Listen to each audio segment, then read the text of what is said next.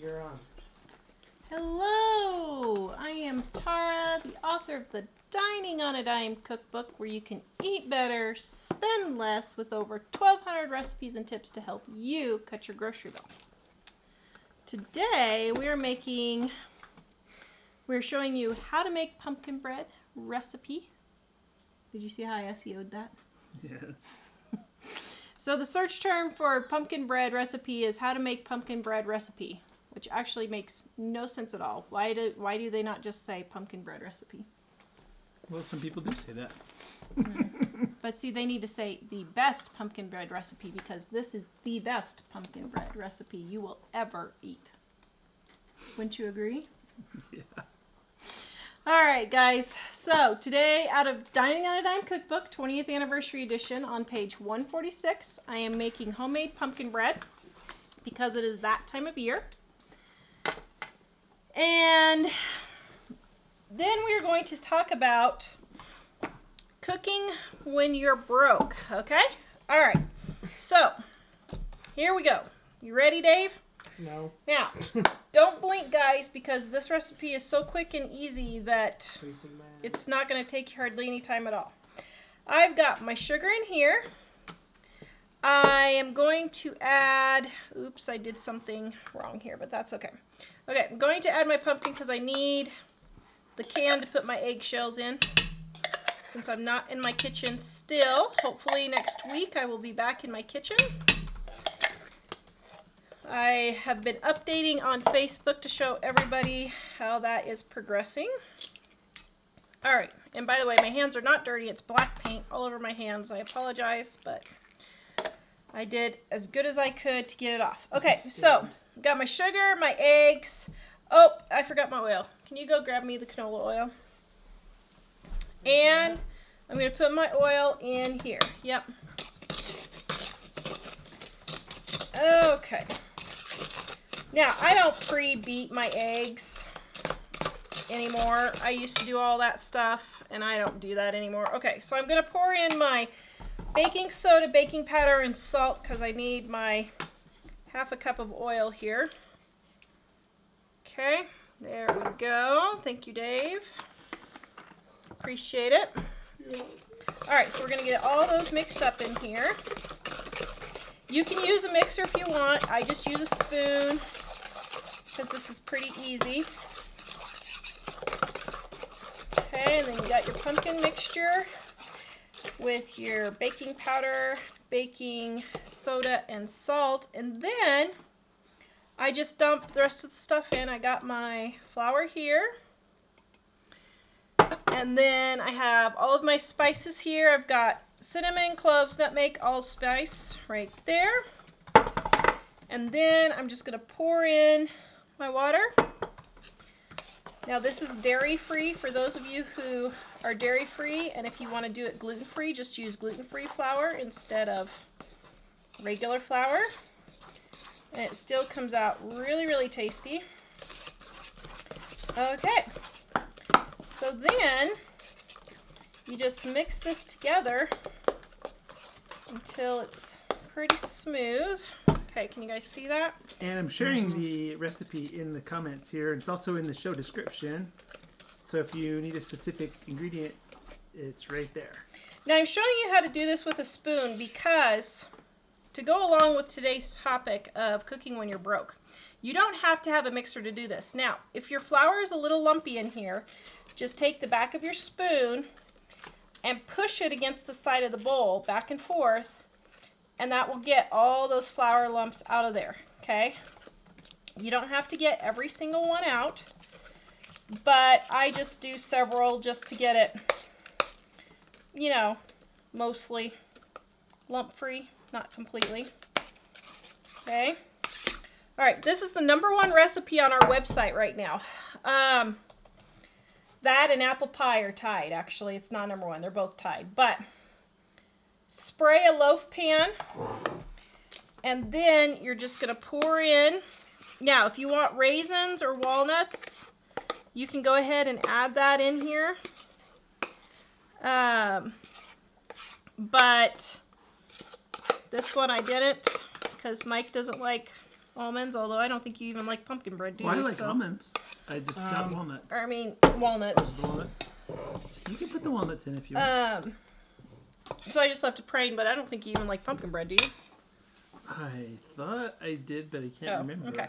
I didn't think I used to until you made it a few times ago, and I started realizing. So then you take and bake it in a 350-degree oven. Now, here is the gluten-free one that I just pulled out of the oven through the magic of television. Now, gluten-free ones don't rise quite as fluffy as regular ones, but that's okay. I mean, it's no biggie.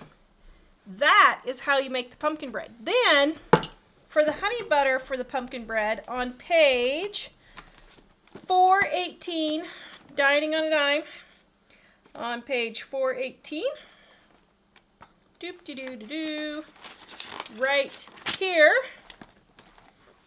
is the honey butter recipe. Now, this is a recipe that is not rocket science, people. You take honey and you take butter and you stir it together. There. Thank you, Dave. How many ingredients does it have? It has 2 ingredients. Really? What are they? So hard. They're honey and butter. Dave, could you go put this in the oven for me at 350?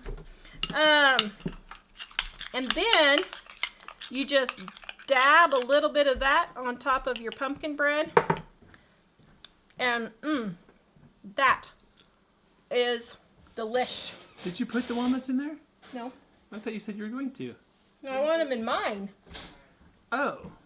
Okay. Cool. So, okay. So, Dave's going to pull the camera back up. So, that is how easy our pumpkin bread recipe is. Is the banana bread similar? Because Nancy's asking, could you do banana bread in an upcoming video? Yeah, I can do banana bread. Now, one thing, if you don't have a loaf pan, you could put it in a 9x13 pan and make a pumpkin cake instead. If you don't have honey butter, you could make a cream cheese frosting, cream cheese, powdered sugar, a little bit of vanilla, and a little bit of milk, and mix it all together and make a nice frosting, and you could do that.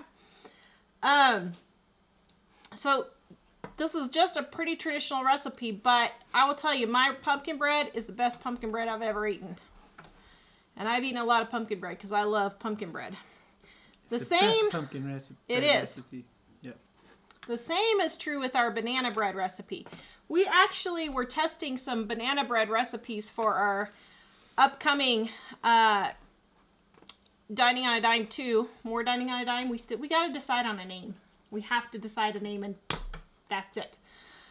But on our next sequel to Dining on a Dime that's coming up, and I could not find a better banana bread recipe. So if you want to try our banana bread recipe in here, let's see. It is on page... I think it's quicker for me to just flip through real quick here. Or maybe not. Let's see. It is on page banana bread. Where's banana bread?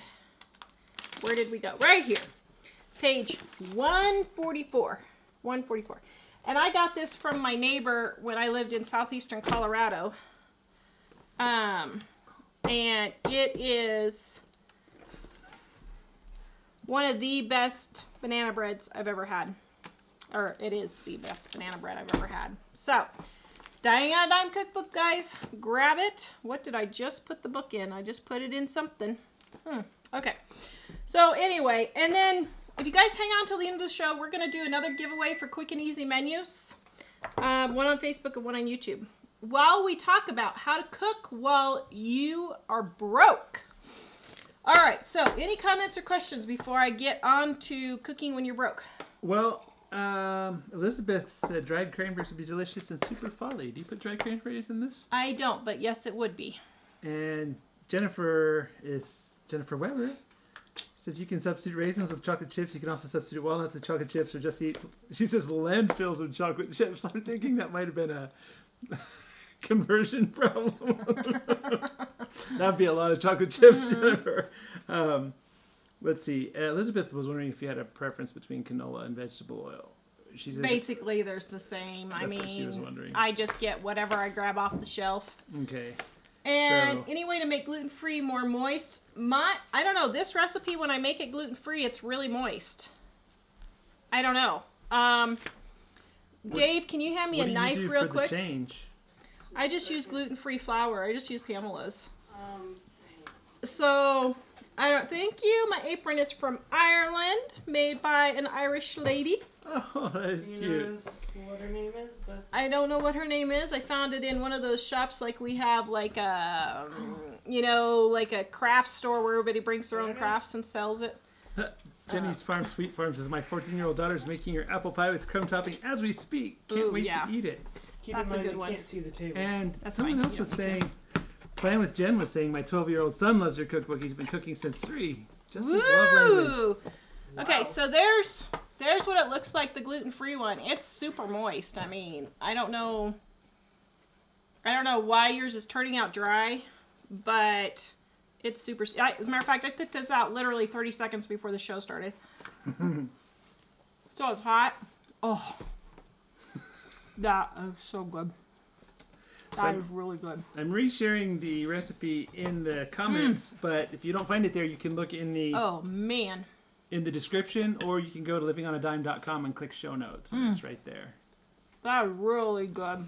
Oh wait, Oh man.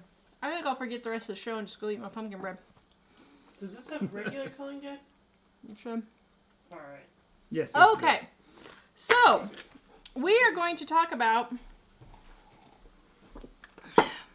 a Colleen says more dining on a dime too. yeah. Yeah. So, here's the thing with Dining on a Dime, guys. Next week is our 20th anniversary of receiving the books. Wow. And it's The first also time. Yeah. our 25th anniversary for our wedding. So next week is a big week for us.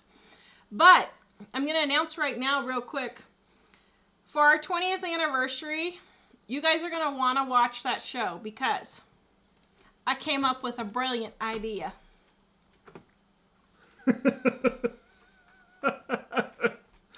So we kind of have a surprise. And if it works out tomorrow and the next day, it should arrive. But if it works out, and I think it will, because we're holding our umbrellas. Okay. Right, dear? Over which thing? I missed the first half of that. All I heard was holding our The thing umbrellas. that's coming in the Sure. mail tomorrow. Sure. We're holding our umbrellas, right? Sure. So, J'ai un parapluie. Have you guys Oh, ever- that was terrible. have you guys ever heard that saying where a whole church was praying for rain, but only one little boy brought his umbrella? That's faith.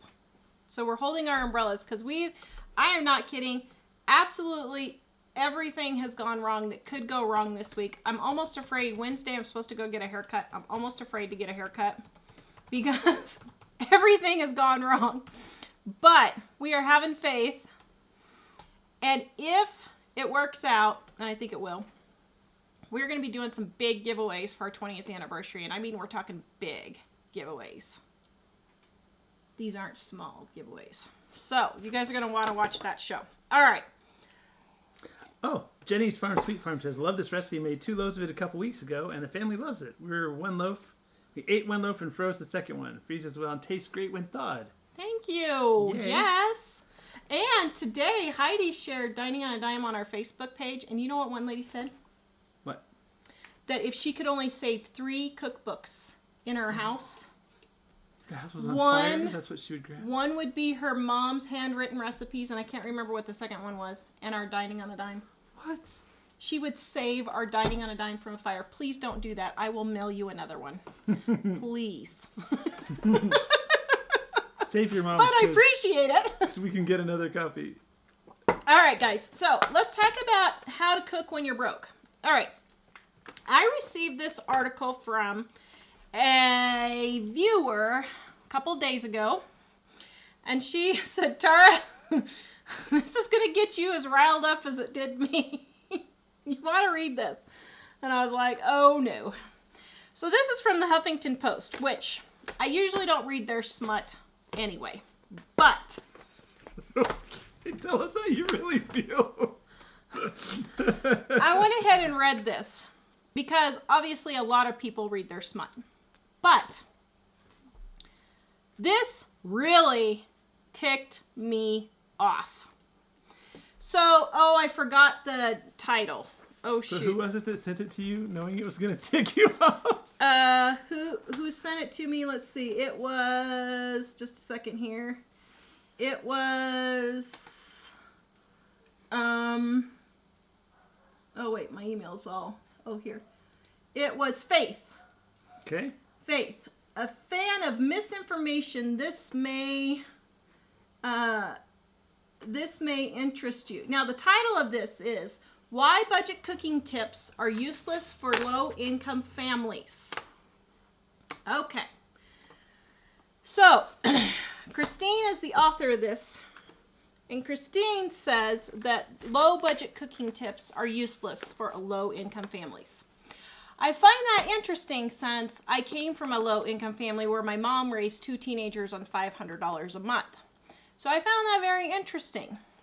But I'm going to just read some excerpts from this, and then I'm going to have some commentaries on this, because I know that there are people who are low income and they truly believe that budget cooking is not going to work for them. Okay?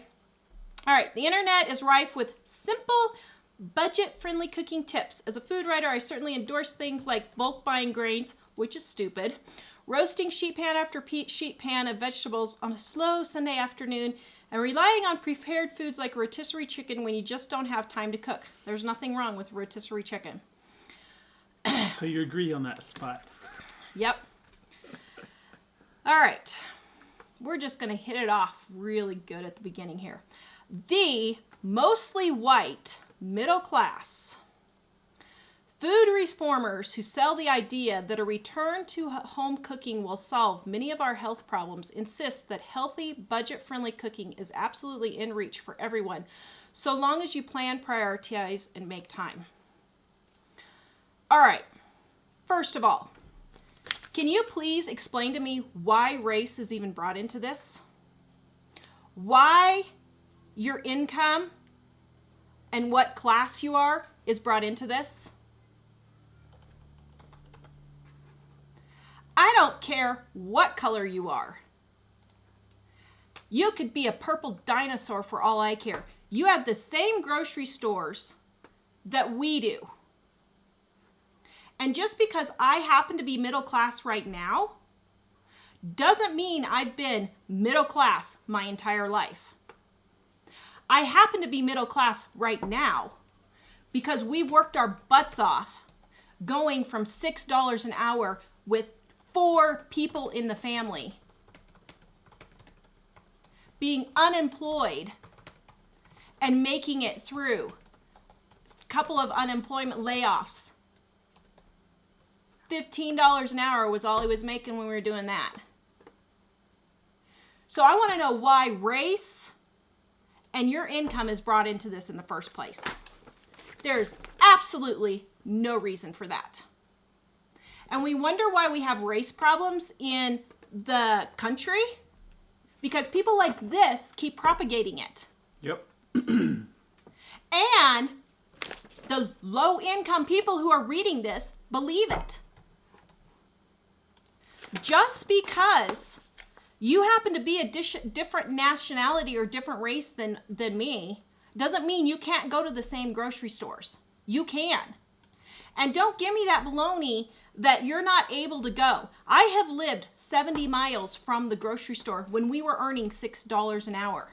I know what it's like, and I'm going to get down to that a little bit further at the end. All right, so.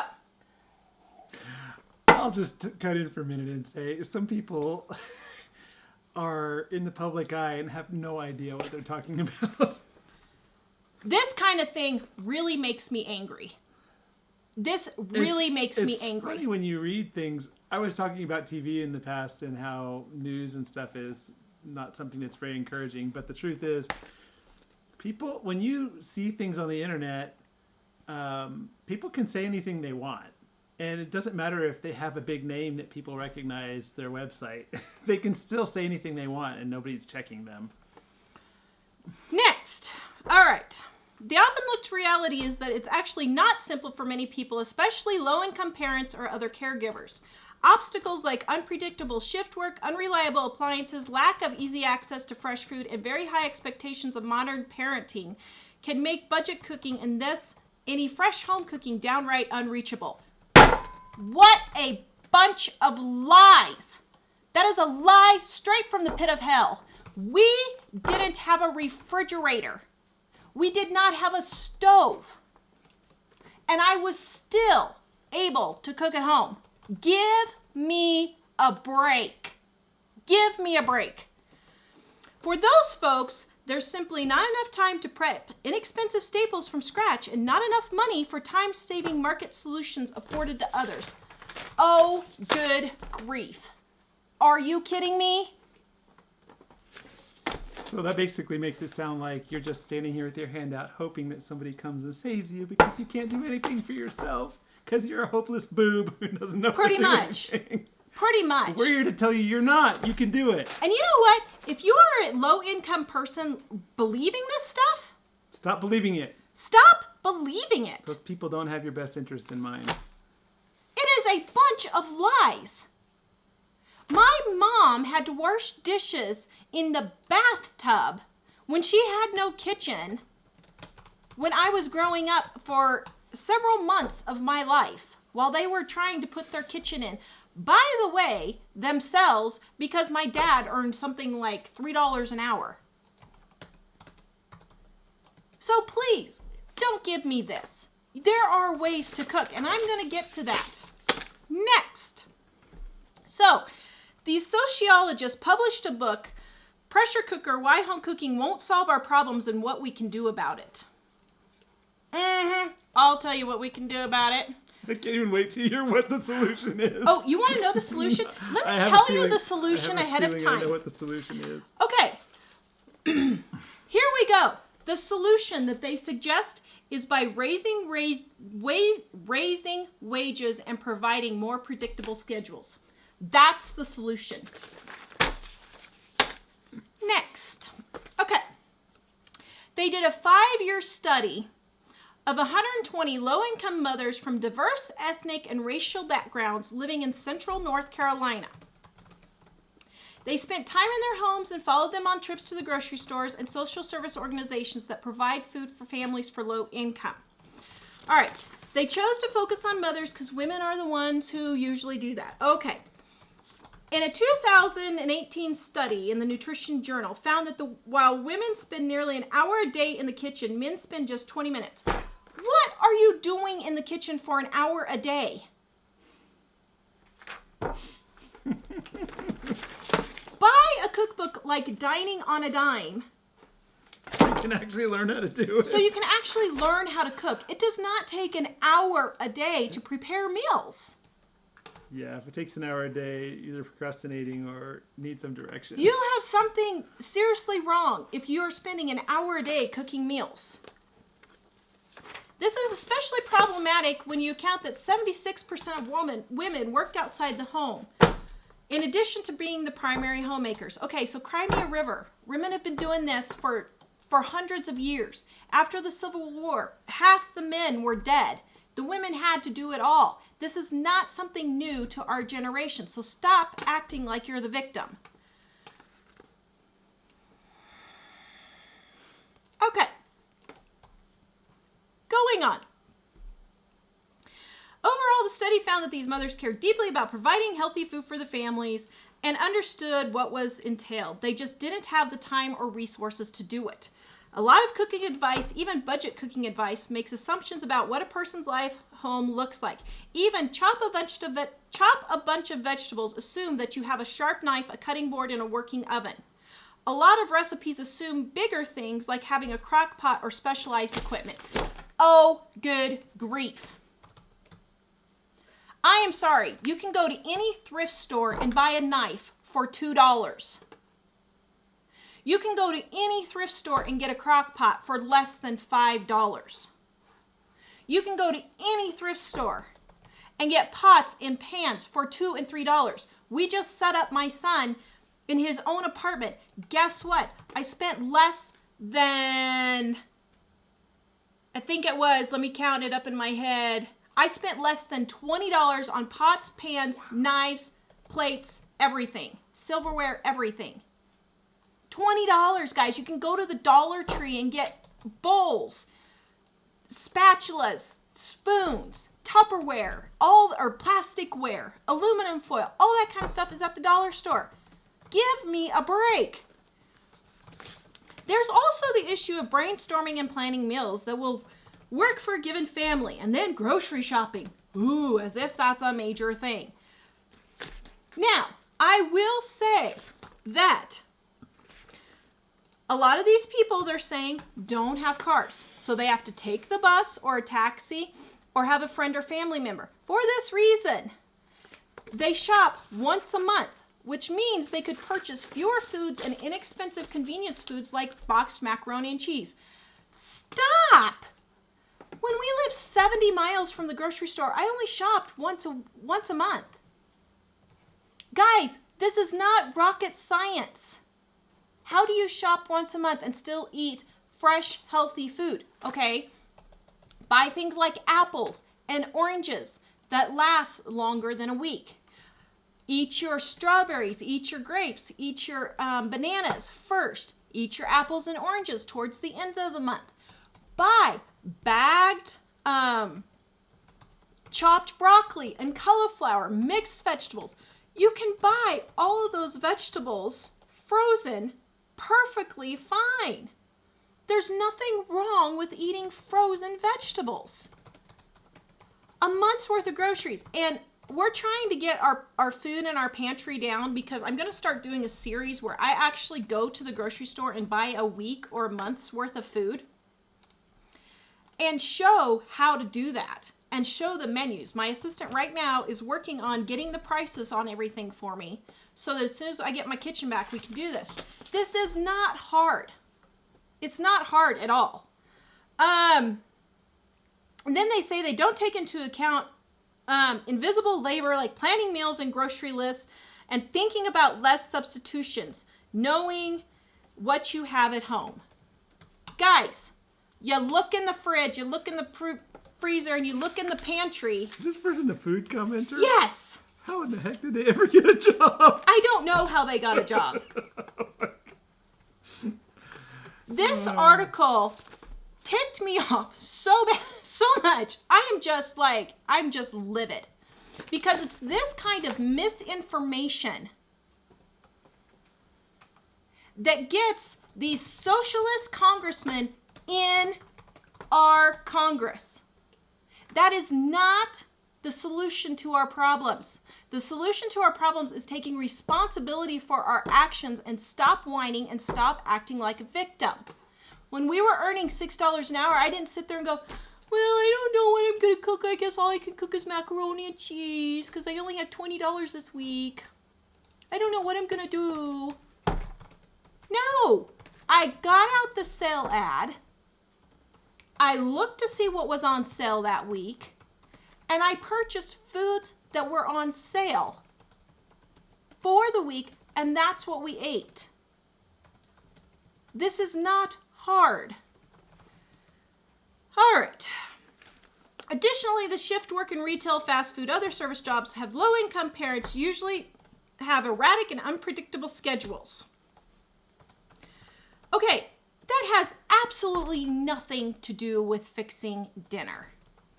There is no reason why you cannot buy a roast on sale for $3.49 a pound. Take literally 3 minutes and throw it in your oven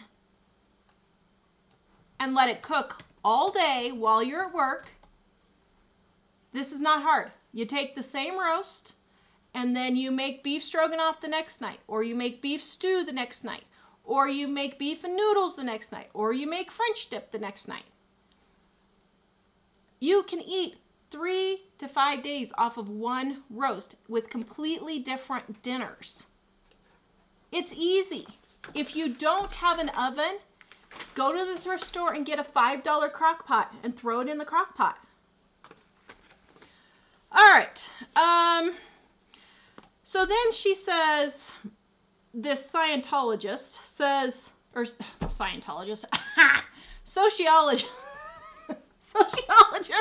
sorry guys, I'm a little wound up.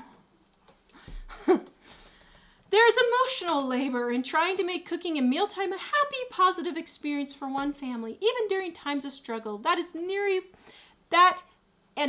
nearly impossible to quantify.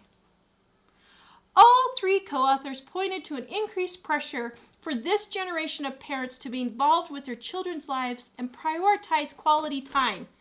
Stop spending quality time with your kids and spend quantity time. There's no reason your kids can't be helping you out in the kitchen as you're cooking dinner. There's no reason why all of you guys can't be cleaning up the kitchen together. You can go out and do yard work together. Stop acting like quality time is this nebulous thing that you have to achieve with your kids. Stop wasting so much time on things like kids' activities and all this other stuff and actually just spend time at home with your kids.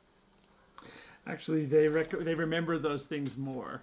The things they do with you than the things that people think are fancy and impressive. All right. Lisa says, I've purchased high-end pots and pans in thrift stores. Thrift stores have amazing stuff. Am I right? Yes. All right. In terms of actionable solutions, it's complicated. No, it is not. How can we make it possible for more families to feel like they have the time to enjoy dinner? One way is to give them more control over their time by raising wages and providing more predictable schedules. Are you kidding me? Now, if your wages are that low, you may have to stay at a sucky job until you can get to the next place. But it shouldn't be a matter of raising wages. It's a matter of you taking the initiative and finding a better paying job. You moving, and yes, that is possible. Don't tell me it's not possible. I have moved a lot, and I have literally moved on $150 before. It can be done. And I'm sorry. This article is just nothing but a bunch of lies. Part of the problem with that is the whole theme is all these terrible things are happening to you and you're just hosed. There's nothing you can do. Other people have to fix the problem for you. Well, if we subscribed to that, we would still be in that place where we were, with no refrigerator and working the horrible job at 4 o'clock in the morning on the iced over trucks. and the thing is, there's a certain point where instead of saying, how is somebody else going to solve this problem for me, is there something I can do to solve this problem now? Because a lot of people want other people to solve those problems for them. But the thing is, those people don't really care about you. And if you want your life to improve, you have to be willing to take the action. And sometimes the action is it's kind of like exercise. It's a consistent action every single day towards one goal, and eventually you get there. And that's how we went from not having a refrigerator and living in stove, pretty sorry houses, really sorry houses, to being able to be where we are now with the paid off house in Colorado. But we didn't rely on somebody else to fix that. And like what they're suggesting, if you are waiting for that, you're gonna die before it happens. So that's why our mission is to help you to learn to dig yourself out of that so that you can be successful and prosperous. That's why we changed to Living on a Dime to Grow Rich, is so that you can understand that it's not about just barely making it. It's about actually improving to have a better life. But if you listen to stuff like this and you believe it, you'll always be in that situation if you're in that situation now. And we don't want that for you because we didn't want it for ourselves, and now we're out of it. But we're only out of it because we didn't listen to these kinds of silly, stupid excuses. Okay, so I'm going to finish this, and I'm going to give you the Tara's solutions to all of this, okay? So it says, small community initiatives make a big impact. Libraries are loaning out appliances such as crockpots. Okay, that's fine. While it doesn't solve every problem, it's a good place to start. Other communities have begun using school and church kitchens for bulk meals during off hours. And then they sell them on a sliding scale. Okay, why? That makes no sense to me. But anyway, ultimately, it's important for us as a society to stop insisting that timely, efficient, and budget-friendly cooking is possible if you just try a little bit harder. Duh! Maybe you should just try a little bit harder. Or smarter, because use your brain. But on the smarter thing, you know, this lady says nobody has time to spend an hour in a kitchen. Well, if you're spending an hour in a kitchen, there are smarter ways to do it. Okay, now this final line. It's unfair and puts a lot of responsibility. Ooh, my favorite word. On people to overcome problems that are at their core systemic. Oh, that sounds terrible. Okay, if your problem is systemic, you need to figure out what is causing that problem, because it's not society. It is you that is causing the problem. Do not tell me because you live in a rural small town with one little grocery store you can't save money. I have lived there. 70 miles to the grocery store, one place I lived. Another place I lived, it was 60 miles to the grocery store. Another place I lived, it was 40 miles to the grocery store. I have lived a long way from the grocery store. And I was still able to cook home-cooked meals for my family on very little money. Now, because we are about solutions here. Yes.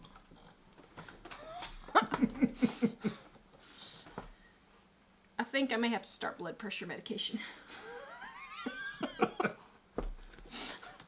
Here's the thing, guys. I wrote Dining on a Dime cookbook because this kind of baloney was going around 20 years ago when I first got the idea to write this book. And I got the idea to write this book because it was this same baloney that everybody kept saying, it's just not possible. I wrote this while living 70 miles from a grocery store. Started it when Mike was laid off of work. And we were having to live, what were you getting on unemployment? It was something ridiculous. It was a third of my salary, so it would have been $9,000 a year. $9,000 a year. So you were getting $700. So we were living on $700 a month. We weren't unemployed for a year, but it was like 6 months. It worked out for that if it were a year, yeah. So we lived, because what happened was he was working at a university. They laid him off. They told him that he was going to get his job back. So we were waiting on that job. He did eventually get it back, but we had to go 6 months on $700 a month with 2 kids, by the way. Okay? Now, here's the thing. What can you do if you are in this situation? First of all, stop being a victim. You are not a victim. Now, you may have had some really bad things happen to you. Believe me, I have been there. My daughter, when she was born, had to be flight for life to Spokane, Washington, 4 hours away. We went to the Ronald McDonald House, and we had to pay $10 a night for the 10 days that she was there. And we had no idea how we were going to pay that $100. We had no idea. So I have been there. I know how bad it is when you just don't have the money. But what can you do? Okay. Start thinking of solutions that you can come up with. If you don't have a vehicle, buy foods that are nutritionally dense and still inexpensive. What does that mean? That means buy your carrots, buy your oatmeal, get your chicken, get chicken thighs and drumsticks instead of boneless, skinless chicken breasts. They're 49 cents a pound instead of $1.99 a pound. Put those in the oven, roast them. You can eat the thighs and drumsticks for one meal. Throw those bones in the crock pot, and you can make soup, For the next meal, you could make 2 or 3 out of the soup. You could make chicken and noodle soup, and you could just make chicken and dumplings for another one. Yeah, they're similar, but I mean, 2 nights in a row, that's not going to hurt anything. Take the money you would have saved spending it on junk food. Stop buying the junk food. I'm sorry, but person after person after person comes whining to me at the grocery store when I say what I do. They're like, oh, groceries are just so expensive. And I look at their cart and they've got chips and they've got soda and they've got the prepackaged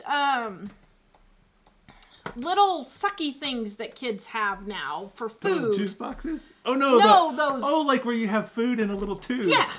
So you don't have to chew it yourself. Stop buying that stuff. Buy a thing of applesauce, put it in a little container for your kid to take to school. This is not hard. Save up your money. Instead of spending your tax refund on a new TV, spend it to drive or take a taxi or a bus or whatever and go to a thrift store and get you a crock pot, get you a knife, get you a couple of pans if you have an oven to cook. Guys, this is not hard. But what happens is you get in this victim mentality and there's just nothing I can do. Okay, occasionally there's nothing you can do. I have found that about 0.01% of the time there's nothing you can do. There's always something you can do. When we didn't have a refrigerator, what did we do? We had a cooler. We improvised. We had a cooler. We put it outside in our shed, and we kept it outside with our meat and all of our refrigerated items was out in the shed. Thankfully, it was during winter. If it would have been summer, then I would have gotten a bag of ice and put it in there, and that would have lasted like a week. So our cooler got opened by a cat, and the cat ate our meat, part of our meat. I had some round steak in there. What did I do? I cut off the part the cat ate. Well, first we stood over it going, what do we do? Because we had no really money. afford to throw this away if we want to eat. So we cut off the part that the cat ate, and I cooked it, and we ate it. And guess what? 20 years later, we're here to tell about it. What? We didn't actually eat the part that the cat bit. That's what I said. I threw it away. But even if we had cooked that, it probably would have been fine. When a problem comes up, instead of just sitting there spinning your wheels, stop and say to yourself, what is a solution to this problem? There is a solution. If you don't have the money to buy a crock pot or a knife or whatever, start telling all of your friends and family,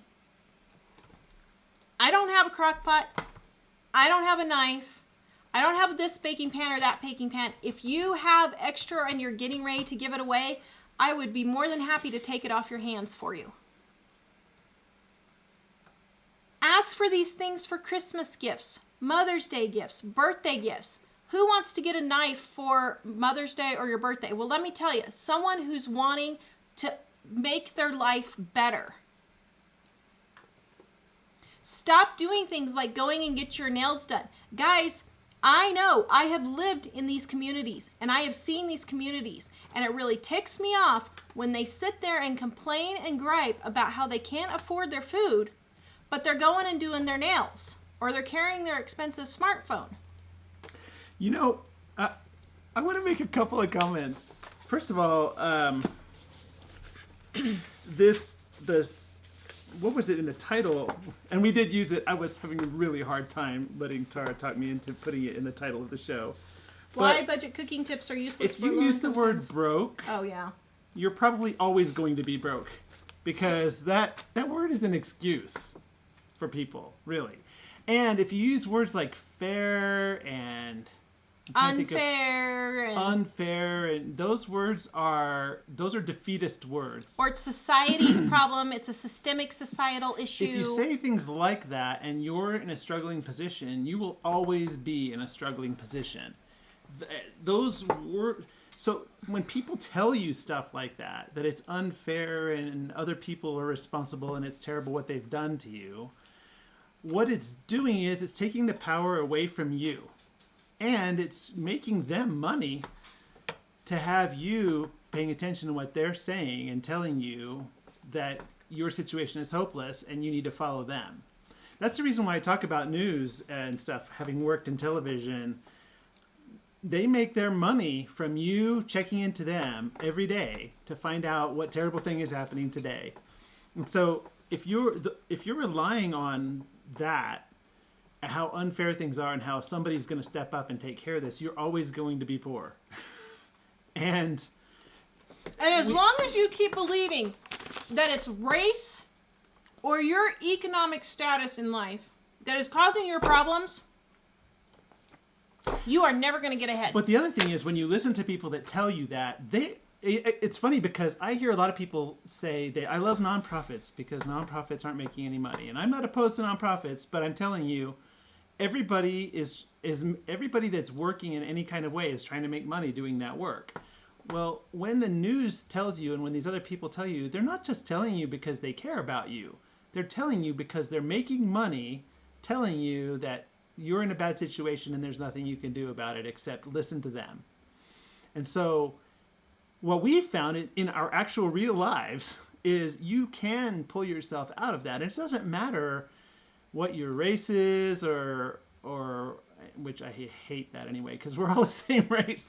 But it doesn't matter what you look like. It doesn't matter what your background has been. There are many people who have succeeded from those situations. But you have to start by, instead of listening to all that, thinking, okay, where is it I would like to be? How can I get there? And what's the very next step I would need to do? There might be a million steps in your mind. You can't even see how many steps there would be. But if you think, what's the next one, and you do it, you're on your way. And I have been to North Carolina, and I have been in your grocery stores, and I know what your prices are. And it is very reasonable. But I'll tell you, I have always wanted to do something where I went into people's homes and went grocery shopping with them and showed them how to do these things. Because I totally understand. Some people were never taught this, and their moms couldn't cook, macaroni and cheese, all of that. I get that. But you have to have some initiative to learn these things. And 90% of the people who complain about this stuff have smartphones now. There's no reason why you can't look up recipes. I had a lady the other day, she signed up for our newsletter, which, by the way, if you sign up for our newsletter, you get 20 recipes. Michael put the link in there in 20 minutes. Which link is that? Ebook, the newsletter sign up. Oh, right. If you sign up for our newsletter. And in that newsletter, guys, I give free, tons and tons and tons of free recipes, cooking advice, and articles on how to save money in general. We have over 1,500 pages on our website full of this. And I had a lady the other day email me, and she said, when am I going to get something free? I was like, if that's you, you will never succeed with that attitude. Never. I was just like, you've got to be kidding me. I said, we have over 1,500 recipes and articles on our website that are free. We've actually got probably closer to 2,500 because a lot of the recipes are like 10 dinners for X, but whatever. But this person didn't even take the time to click on any of the links to see what she could get. I mean, seriously, guys, you got to do a little bit of the work yourself. Nobody said it was easy, but this isn't rocket science either. Okay. This is so delicious. I have not had pumpkin bread for over a year, and pumpkin is like one of my favorite. Do you need to check on that other one, or is it out already? Not yet. Oh, okay. Probably in just a minute. Okay, give me some comments. All right, are they throwing me under the bus? No, I can take it. There's lots of agreement here. Ruby, thank you because your tough love. We've gone from spending $600 a month to $250 on our groceries for a family of 4. Thanks again for your shows. Yay! You go, girl. That is awesome. Somebody else said that they're down to $50 for the month they've Janice. spent on groceries. Yeah, because of what I've learned from living on a dime here, I'm halfway through the month and I've only spent $50 on groceries so far. Unbelievable! Yay! Woo! Actually, It can be done, guys. It can be done. Amber said my son, well, this isn't about this particularly, but she says my son spent 4 months in the Riley Children's Hospital in Indianapolis, and the Ronald McDonald House saved us. I could have, I think she's saying that if even if she only had a dime to her name, that they would get it in a heartbeat. We really appreciated the Ronald McDonald House. When Ellie was in the hospital as a baby, we were in super desperate situations, and we didn't ask. We showed up at the hospital, and somebody had arranged it already. Thank you. Yes. But anyway. They were, and I'm not saying, guys, the $10 that they charge a night, I'm not saying anything bad about them. I'm just saying at that point in our lives, we didn't even have, when we signed up, I was like, I don't know how we're going to pay $10 a night. We don't have $10 a night. And thankfully, I don't remember how we came up with the money, but we did. And, what was I going to say? They were the huge blessing to us. But the reason why they do that is because if you're not invested, you're not going to do what it takes. That's why I get criticized all the time for promoting my book. But here's the thing, guys. If you buy the book and actually use it, the first trip to the grocery store, you will pay for the price of the book. The first trip. But usually if there's something like that and you get it for free, usually you set it on the shelf and you never look at it, ever. So it's funny because I used to read some success books when we were there was a time when we were in a pretty rough situation and I was making $9 an hour working for a county government. And I had some time at lunch that I was always kind of trying to figure out what can we do from here to make things better. And you notice I didn't say, oh, we can't make things better. I'm going to sit here and play cards on my lunch break. And that was one of the things for us to realize, this is kind of a different story, but to go from, there's nothing I can do, to could I do something, to what can I do? And then do it. And it's funny because I remember one of the authors was saying that same thing. He said, people say, can you send me this for free? Or why is it, his was expensive. Ours isn't expensive at least, but his was expensive. But he said, if you don't have any skin in the game, then you won't use it. And I was thinking it's the same way about with our kids when they travel or stuff. We don't pay for all that for them. Yeah. So. All right. Let's see. There was some stuff here. Yeah, Shannon says she thinks I think we live better when we live further from the grocery stores because if I forgot something, I improvised. She says in the city it's too close to the store. Yeah. That's definitely that you can spend a lot of money doing that. Tari, your mom is the bomb with money. Stacy, I hope she's on and she was able to see that herself. Yeah, Cindy says I think journalists write these articles just to sell the paper and cause confusion and controversy. So I wouldn't say all journalists, but I would say a lot of journalism and news is geared to create controversy that you feel a high amount of stress if you're not checking in every day to see what it is. It's funny because I didn't actually study news, but I'm sure they told them the same thing in the news program. But when I went into the radio, TV, film program at the University of Texas, they said, what's the purpose of making movies and television? And we were all saying, it's to entertain people. It's to lift people's spirits and all that. And the instructor said, no, it's to sell advertising.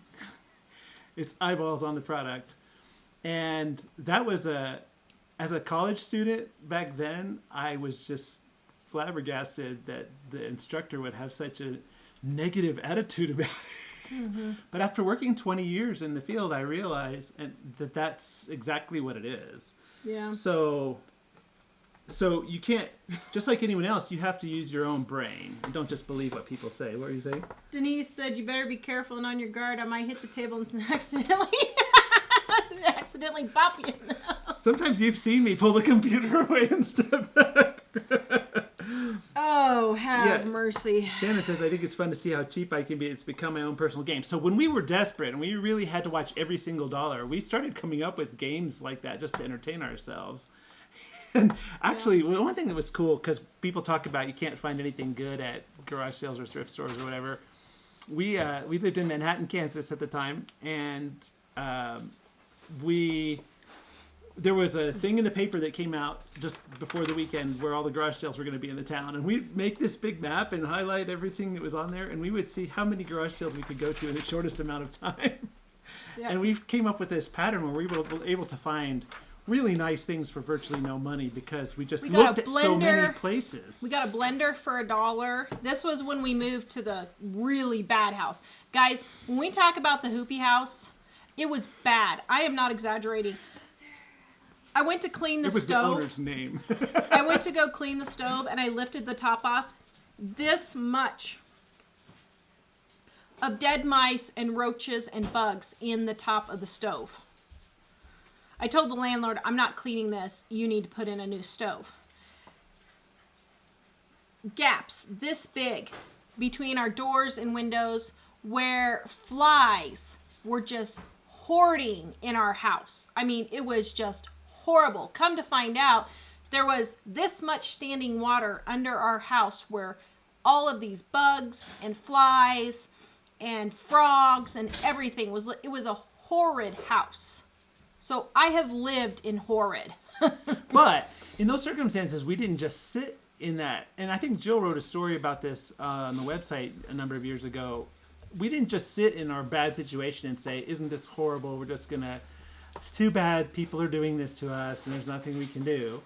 We would kind of think, how can we take over and clear out a space here and make it a safe and clean spot for ourselves? And we would figure out how we can take over and take control of the situation to make it what we needed it to be. And even though we hated those houses, and thank God we were able to move, while we were there, we were trying to figure out how can we make this the best possible situation it can be, instead of just complaining about it. And I think that's a really important psychological place to come to, because when you are discouraged, sometimes it's really hard to see. And when people are telling you, oh, there's nothing you can do, it's your fault, that's the voice of your enemy telling you negative things that are going to keep you discouraged and confused, and you don't want to be. Okay, so Sarah says, my family are meat eaters. As in, I cook a minimum of 6 pounds of meat per meal? No, stop. Why are you doing that? Wow. 3 ounces is a serving. 3 ounces. That is 1.5 pounds of meat. There is absolutely no reason for that. You're the cook. Stop doing it. Anything Goes with Nicole is asking for, may I please get it together, people, with an awesome table slap, please. Get it together, people. 6 pounds of meat. My word. There's no reason for that. No. You are the cook. There's no reason. Absolutely no reason. Oh my goodness. Oh, thank you, Alice. You guys have been such an incredible help to us. Game-changing. Oh, and best banana cupcakes ever. Yay. Woo! Boom. There you go. All right, guys. We're going to give away. I have some quick and easy menus left over. These are not in print anymore, but we're using them as giveaways. Uh-oh. And we're almost to 700 people on YouTube. What? Oh, come on. 6 more people. Come on, share or do something. Oops, we lost one. Just kidding. We didn't really. I was just saying that. How do we get to 700 before the giveaway? Oh, we lost one. Okay. Oh, no, Shauna. That's both funny and terrifying at the same time. Shauna said, my 3-year-old daughter just overheard you talking about stove and said dead mice on top of the oven. What? Yeah, so we moved into this house and it was filthy. We drove up at 1 o'clock in the morning and there was a 6-foot pile, high and wide, of trash from the previous owners that the landlord had not removed in the front yard. It was 1 o'clock in the morning. It had been the worst moving trip we had ever had, ending up with us having to go to the ER to take Ellie because she got dehydrated. It was supposed to take us 4 hours to go from our house to Boise, and it took 12 hours because of road construction. We were driving on dirt roads. It was horrible. Woo! 700. All right. Thank you, everyone. YouTube. All right. So anyway, after that nightmare trip, we drove up to this house, which I had rented on the phone because back then you didn't have cell phones to take pictures. That was our learning mistake. Never rent a house over the phone, no matter how good the landlord tells you it is. It was absolutely awful, but we needed a place to live, and yeah, so, all right. So, we're giving away quick and easy menus. We're going to give away a copy on Facebook and a copy on YouTube. Don't forget, guys, check out our Dining on a Dime cookbook. You can eat better, spend less. Michael put the link in there. Next week... Wait, what am I putting the link in for? The book. Ah, gotcha. Next Wednesday, we're hoping to have our 20th anniversary show. Now, Mike has jury duty that day. So we may or may not have that show that particular day. We're really hoping we can do that. But I kind of tend to think they might not want me on jury duty if they find out that we're on YouTube twice a week. and Facebook and Pinterest and we'll everything see. else. I'm willing, but we'll see. So watch for that show because our 20th anniversary show is going to be a huge one, guys. We're going to do a ton of giveaways. So be sure to watch. I'm just telling you ahead of time so you can't say you didn't know. Yep. Oh, I missed it. Oh, yeah. SF2 Studios, people also put their efforts in scams to get in a better situation, get rich quick schemes. Yeah. It takes hard work. That's absolutely true. If somebody tells you you can do this and you'll get rich fast, no. Yeah. That's one of the reasons why when we added the Grow Rich, we chose the Grow Rich because it's not realistic to think I'm gonna suddenly. It's like there was a commercial I saw. It was brilliant. It was a commercial where at the beginning this guy steps on a treadmill and he runs for like 5 or 7 seconds and he gets up and goes and stands on the scale and he's upset because there's been no change. And that's exactly the same point. But the thing that most people don't realize is they see it and they think this is a huge, difficult thing, and they don't realize if you start moving now, it's a lot shorter road than your imagination thinks. And in a sense, it's funny because Dave and I like to hike mountains here in Colorado, and we were on a 13,000-foot peak the other day, which is really high here. And when you stand back after you've done the hike and you see how huge that mountain is and how far the distance is, you think it's just putting one foot in front of the other and doing it. It's the same way with this. You can say, oh, I can't believe what a terrible situation I'm in. But if you take one step and just keep moving in that direction, you'll make it. And it will take you a lot less time than you think. All right, type book while we're finishing up here, guys. Type book, and we will do a giveaway. So everybody jumped from Facebook over to YouTube for us. You guys are so sweet. Thank you. Erica says, Tara, you are so in my head on these things. Yay, Erica. Oh, my. I am sorry. This kind of thing just makes me livid. Absolutely livid. Well, especially when they start pulling the race card. Well, especially since the people that say that are oftentimes the same people that talk about empowering people, empowering women, and empowering minorities, and empowering everybody. But they're not empowering. They're disempowering by telling you can't do it. And you can. It's empowering to know that you can do it, and you take some action, and you actually see the progress. That's the thing that's amazing, and that's the kind of thing that we're trying to empower you as opposed to discourage you with a lot of stupid. And stop reading the Huffington Post and BuzzFeed. Just stop it. It's nothing but a bunch of smut. All right, guys. So wait, are we doing one on each then? We're doing one on Facebook and one on YouTube. Okay. Okay, go. Let me do YouTube first because it has more of them on that moment. Okay, you ready? Give Facebook a little more. Go. Stop. Kathy R-O-A. Kathy Roa on YouTube? Kathy Woo! R-O-A. However you say your name. So email me editor@livingonadime.com. Do it now. Your name. I need your name. Your address. I need your address. And which book you want. And which book you want. Yeah. It's hilarious. People will just send me an address with no name. They'll send me a name with no address. They'll send me the book with absolutely nothing. Like, I gotta have your name, your address, and what book you want. If you send all the info, you'll be guaranteed to get it. Editor at livingonadime.com.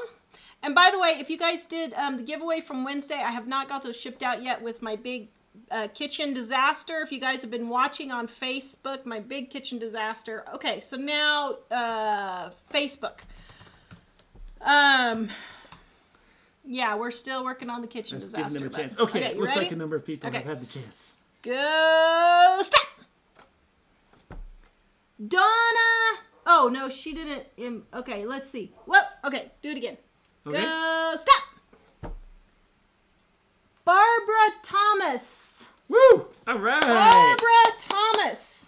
Barbara, yay! Email me, editor at livingonadime.com. Is that quick also? Tell me you won quick and easy menus. Tell me your name and your address. Yay! Okay, that show made me sick. Yay! So, anyway, so what are we having for dinner? For those of you who say it's hard for us to cook, Something smells good. I'm throwing some rice on the stove. I had some chicken from our roast chicken that was in the freezer that I defrosted. And I'm throwing some sweet and sour sauce over the top of it. And we're going to eat some baby carrots and cucumbers. That sounds amazing.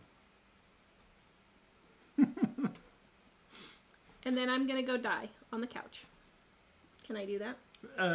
Yes, you can. All right. Vance guys. Bowers, great video tonight. Thank you. Oh, let's see. And Turin, hi. I was looking to see Turin, who's... hello. Wow, there's just all kinds of amazing people on. Oh, and by the way, I just want you to notice, I have been noticing the comments about, a lot of your comments about your success stories and how you've like improved and how you've come along. And we're just so pleased. Somebody's listening to us? Yeah, well, yes, but we're so pleased that you are taking steps in your life, Yes. and that you're seeing the fruit of that after you do it. Because it's And funny. good job on the hard work. Yeah, absolutely. Because we know how hard it is. We've been there. And if you haven't started and you're just hearing these things, try it, implement it for yourself. Yeah. It's sometimes like the paying off the debt and spending stuff. At first, when you think I can't do it, getting over that mental barrier just to start doing something is really difficult in that moment, to push yourself to think I can actually do this. But when you do it consistently, it doesn't take very long, and you start to see it snowballing into something bigger, Yeah. and it gets exciting. And a lot of the people were talking about excitement and enthusiasm about how well it's going now. Like Penny was saying, how now that she sees it, it's really exciting. Because she's getting her big bills paid off. Good job! Absolutely. Penny! Woo! We love Penny. So Brenda said, did Dave's job announcement happen yet? So He said we should stop answering until they tell him something. they were supposed to launch September 1st. They still have not launched. We will say that it is a fairly significant company that is doing this. But they're waiting It is for not PlayStation though. but they're waiting But we for... will say that he is developing game levels for this particular game to go on this particular corporation's item.